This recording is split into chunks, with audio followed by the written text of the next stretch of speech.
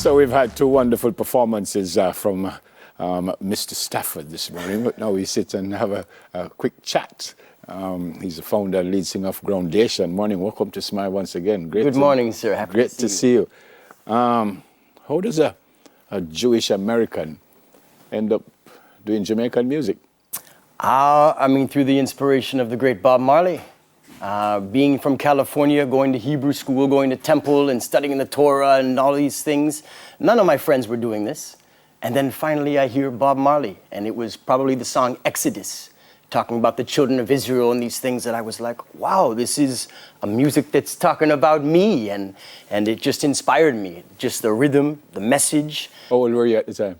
I was like 8 years old. I was very young. 8 years old? Yeah, very young. If you go to my childhood home, I painted when I was like 12 years old a mural of Bob Marley on the full wall there. So I've loved this music for a very long time. Did you like music before that? Sure, yeah. My father played jazz piano. My grandfather was a saxophonist, so jazz was the first music I heard, you know, Charlie Parker and Duke Ellington. Can you remember the first reggae that you did, or Jamaican song that you did? That I played? Yeah, Redemption Song on my uncle's guitar. And I was, 12 years old or something like this. And that's the first song, dong, gong, gong, gong, first song I learned, And when did you decide that this is what I want to do? Not just music, but Jamaican music? A long time ago. I went through as a teenager rock and roll and all these different forms, they went through California and the Bay Area.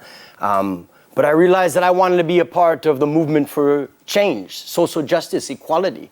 And I said, it doesn't make any sense to me why it's coming from just this small little island.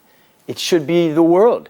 And me, being white from California, I have different opportunities to reach different people. So yes, I'm gonna do this. And before university, I knew I wanted to study music. I knew I wanted to do reggae, but I wanted to take reggae to different places, polyrhythmic and harmonic places, and that's where it began. What kind of response you get when someone sees you on the stage? Yeah, it's not an easy... Not certain what you're going to say, and then they hear and they go, I got a message this morning after you did the first song, and someone said, I did not expect him to sound like that.